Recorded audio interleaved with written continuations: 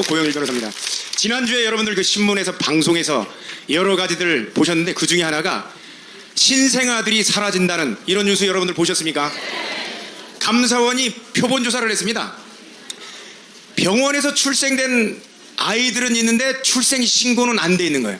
그래서 일부 1%만 딱 조사를 해봤는데 넘겨주시죠. 네. 보니까 이게 2,236명이 사라지고 그 중에 3명은 죽어 있는 게 확인되세요.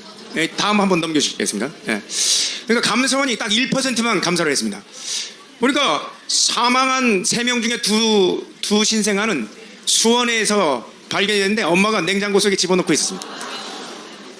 이게 진보 좌파 정권이 해놓은, 문재인 정권이 해놓은 결과들입니다. 어떻게 해요?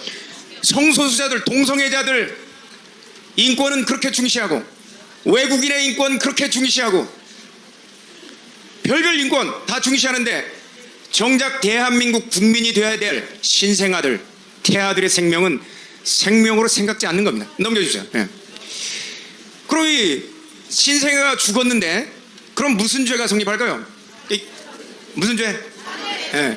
형법에는 살인죄에 대해서 여러 가지로 좀 나누고 있는데요. 크게는 보통 일반 성인들을 대상으로 사람을 살인한 경우에는 그냥 살인죄예요. 보통 살인죄가 성립하는데 언제부터 사람이냐? 진통이 시작되면, 뱃속에 있는 아이가 진통이 시작되면 그때부터 사람으로 보는 거예요. 그만큼 귀하게 이 태아들을, 이제 태아를 진통이 시작되면 사람으로 보는 거예요. 그 다음에 또 자기의 직계존속, 어머니나 아버지, 할머니나 할아버지를 살해하는 경우는 존속살해죄로 이렇게 처벌이 됩니다. 또 이렇게 어린아이들, 영아가 어떤 어린애를 말하냐면 분만 중인 아기 또는 분만 직후에 아이를 살해했을 경우에 영아살해죄로 처벌됩니다. 그러니까 이 내용은 결국은 영아살해죄가 되는 거죠. 넘겨주시죠. 그럼 영아살해죄 또 넘겨주시죠. 그런데 이제 그거 외에 또 무슨 죄가 있을까요? 낙태죄. 낙태죄는 태아가 이 속에 아직 진통이 시작되기 전 단계까지의 이 태아를 말합니다. 그런데 요거는 임산부가 낙태하는 경우가 있고 의사가 임산부의 동의를 받아서 낙태 수술을 하는 경우가 있습니다. 요거 다 처벌하는데 최근에 헌법재판소에서 2019년도에 위헌으로 헌법 불합치 결정이 나서 이제 처벌도 못해요. 그럼 이게 낙태죄나 신생아, 영아살해죄를 강력하게 처벌한다고 해서 이게 해결이 되겠습니까? 안 돼요. 젊은 사람은 너무 힘드니까, 미혼모 같은 경우들 힘드니까 처벌한다고 해도 어떻게 해요? 출생 신고를 하려면 반드시 엄마가 신고를 해야 돼요. 중고등학생들 신고해버리면 인생 어떻게 돼요? 못하는 거예요. 넘겨줘요. 그래서 처벌이 맞는 게 아니다 이거예요. 그럼 어떻게 해요? 우리나라에는 저출산 대책이라고 해가지고 저출산 예산이 있습니다. 출산 장려 예산들이 있는데 2022년도 작년에 신생아 수가 우리나라 처음으로 30만 이내로 내려갔습니다. 전체 태어난 아기가 24만 9천 명밖에 안 돼요. 근데 낙태하는 숫자는 비공식적으로는 100만 명이 넘는다고 해요. 합치면 어떻게 해요? 150만 명 되는 거예요. 150만 명. 그러니까 합계 출산율이라고 해서 여성 한 명이 평생 낳을 수 있는 아기를 합계 출산율이라고 하는데 우리나라가 OECD 평균의 반밖에 안 됩니다. 선진국의 반밖에 안 돼요. 0.78명입니다. 평생 우리나라 여성분들이 한 사람을 안 낳는다는 얘기예요. 그럼 우리나라는 어떻게 해요? 죽어간다는 거예요. 국가를 구성하는 요소가 몇 가지 될까요? 영토, 그 다음에 주권, 그 다음 마지막에 뭐죠?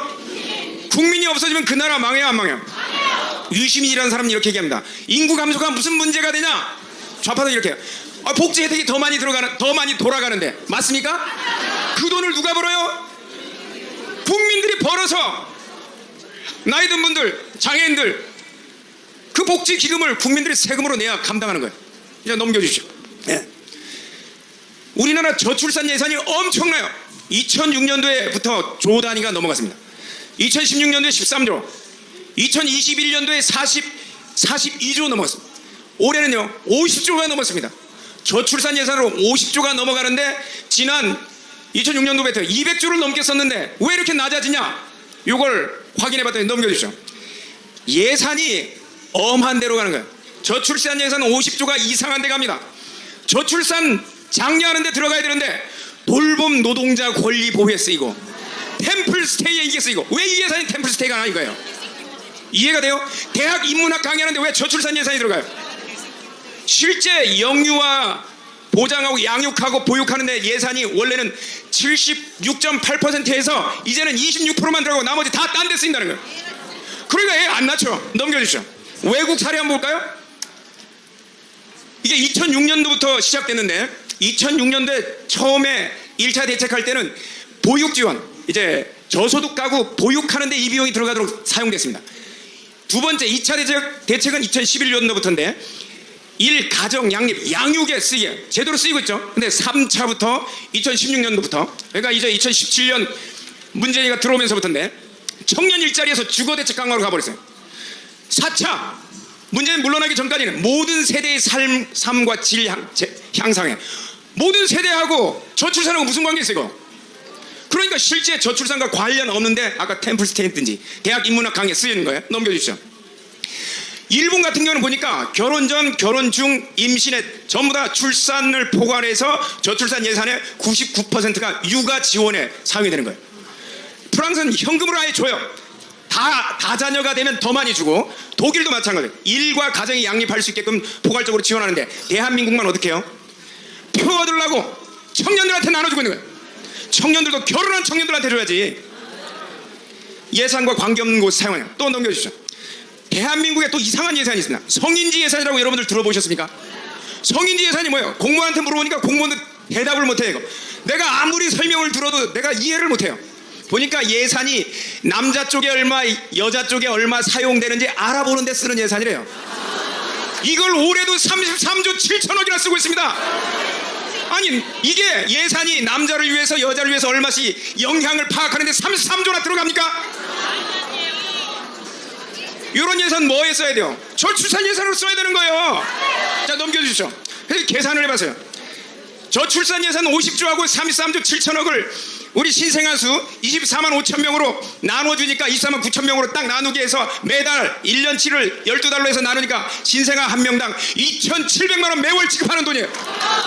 여기서 2,700만 원 매달 준다고 하면 여러분 늦둥이 날 거야 안 날 거야? 당연히 나지. 다 세상 가고 새 시집 가려고들 발버둥 칠 건데 여러분들만 그러겠어요? 아니면 청년들도 그러겠어요? 결혼 안 하겠어요? 맞벌이 하려고 하겠어요? 애 5명 만나면 한 달에 1억씩 내. 2,700만 원은 어떤 돈이에요? 20년 동안 매달 줘도 되는 거예요. 270만 원 하면 270만 원 2분의 1은 130만 원씩 130만 원씩 20년 동안 애 고등학교 클 때까지 다 줄 수 있는 돈이에요. 그러면 성인지 예산 빼고 50조만 줘도 매달 1,300만 원씩 줄 수 있는 돈이에요. 매달 1,300만 원 주면 여러분들 애 나요 안 나요? 여러분들 자녀들한테 시집 가라고 할 거야 안 할 거야? 아들한테 장가 가라고 할 거야 안 할 거야? 안 갈 놈년 있겠습니까? 이걸 왜 안 하냐 이거예요. 예산 멀쩡히 하는데 도둑질 해놓은 먹는 놈들이 너무 많은 거예요. 독일의 인구가 8,300만입니다. 대한민국 인구는 5천만인데 예산을 어느 나라가 많이 쓸까요? 대한민국, 독일. 대한민국은 올해 640조를 쓰는데 독일은 590억밖에 안 씁니다. 대학 수업료다 공짜고요. 왜 그럴까요? 예산을 도둑질 해먹는 놈들이 너무 많은 거예요. 자, 이거 막으려면 어떻게 해야 돼요? 자유마을로 하면 안 돼요. 자유마을이 어디까지 가야 돼요? 자유통일당까지 가면 이거 국회가 싹 다시 한번 싹 다 바꿔. 이게 가능한 겁니다. 이 모든 부분은 누가 해야 돼요? 다시 한번 누가 해야 돼요? 여러분들 믿고 물러갑니다. 감사합니다.